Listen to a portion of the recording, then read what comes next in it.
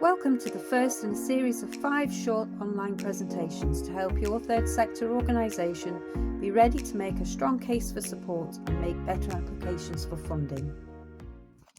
I'm Jackie Niven from Kincardineshire Development Partnership, and I will be talking to you today about preparing the ground, that's business and project planning. Topics covered in the rest of this series are project planning, getting things right for an application, evidencing need, the nuts and bolts of a funding application, and monitoring and evaluation. While the language of business can seem at odds with the aims of voluntary groups and organisations, you still need to plan to get things done, account to members, funders and the public as you carry out your activities. This is particularly important when groups wish to access funding. This short presentation will cover the basic need for planning and pre-planning, the typical elements which would make up a business or project plan, and offer tools, methods, and support to work through the process. A business plan is a clear statement of the developments your group or organisation plans to undertake over a period of time, so typically 3 to 5 years. A business plan can be for your group or organisation and its development as a whole, or it could focus on a particular project. Your plan will present a combination of your ideas and the costs of putting them into practice. It should be a well-presented document based on research informed from a feasibility study or some other planning processes that you've undertaken. Perhaps take a moment to pause this video here and have a think of the reasons why we need to plan and what sorts of things you think that we may need to include.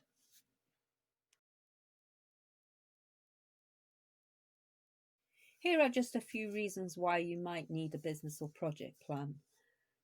To establish the feasibility of your project, to identify the strengths and weaknesses of your project and consider the responses to those, to make the strongest possible case to funders, banks, investors, or any other potential stakeholders, and to identify a common set of goals, not only for your committee or board, but for any additional volunteers or paid staff who may be involved in delivering the group's activities or services. Before we approach planning for your project, we really should consider pre-planning.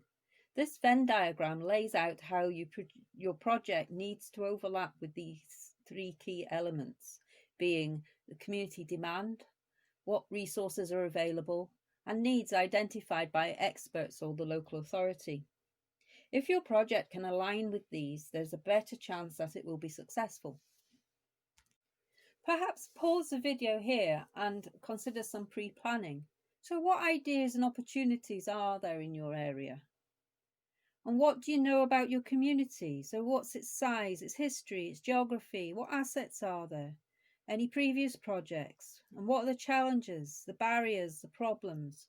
And what's worked well in the past? What matters to your community? Is it to be wealthier, fairer, smarter, healthier, safer, stronger, greener, empowered? And what support and resources are available? What funders, what help and advice is out there? And again, what matters to potential stakeholders? Is it the same as the community? Is it to be wealthier, fairer, smarter, healthier, safer, stronger, greener and empowered?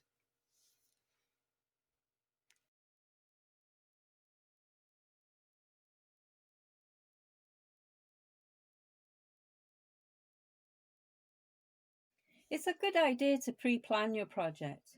It can help make sure that there's a genuine need and that you can address it. It can also help to define your project more thoroughly. And it can also determine whether there is likely to be resources or funding available to support your idea.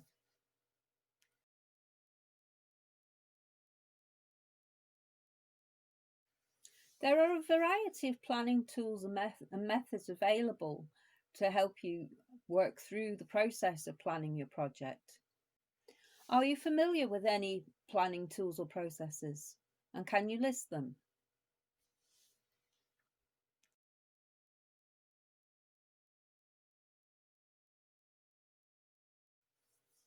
Here are some you may be familiar with.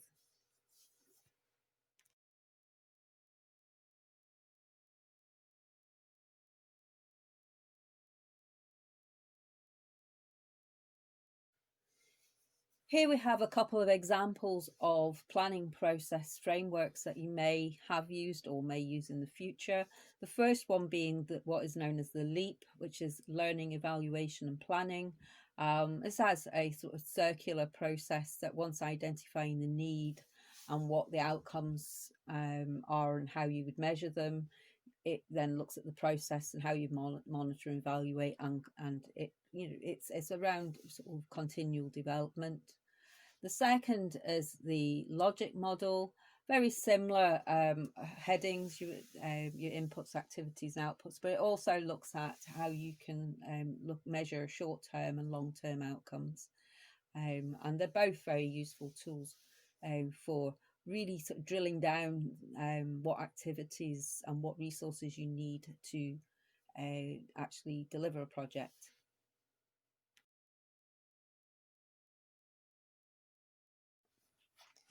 So let's consider putting together a business or project plan. Ideally, your group's business plan should be developed and written by the committee as a team task and not just by one or two committee members working in isolation. And here are some of the suggested elements.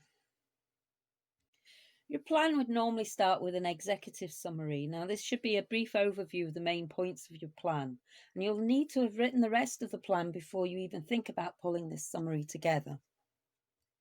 Next would come your introduction. So start with a brief but concise explanation of what your group does. And if you have a mission statement, include that too. Then follow that with a background. Give a brief history of the organisation, a broad description of what it does, its legal status, staff and volunteer numbers, and who uses your services and facilities. Research. One way of making decisions about how your group should change or could develop is to identify the positive aspects and limitations of what currently exists.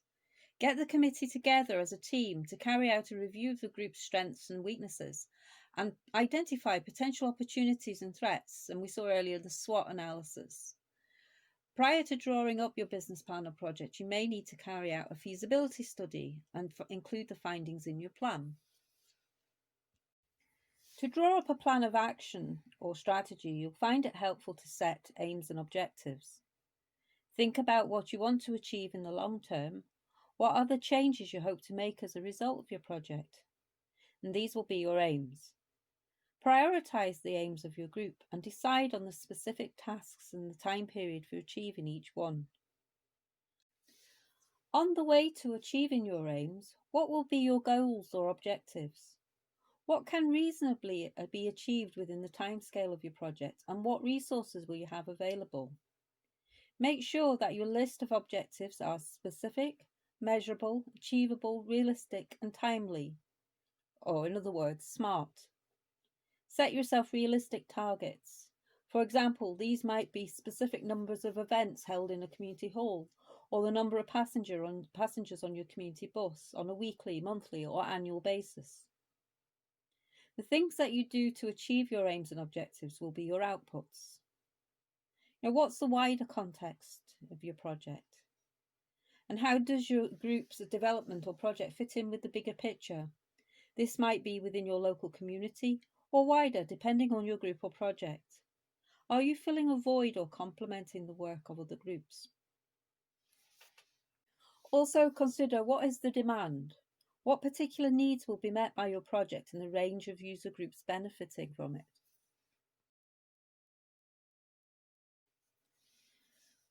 Will there be management implications? Will your committee need to make any changes to itself in order to bring the plan into reality?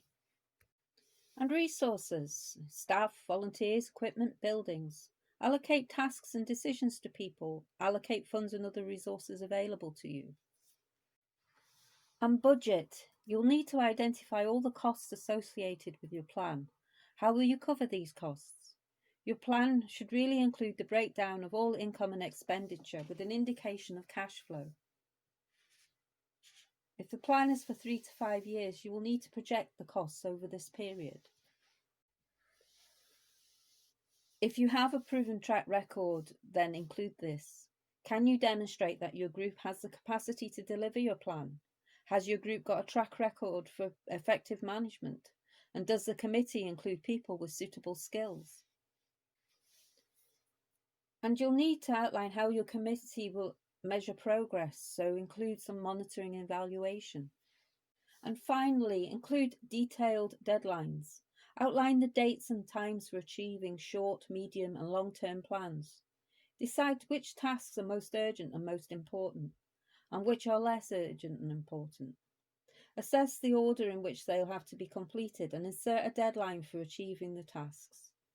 Decide which decisions are most important and when they need to be taken.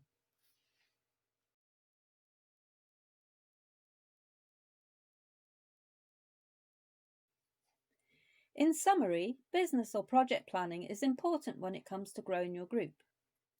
It's a really good idea to pre-plan your project.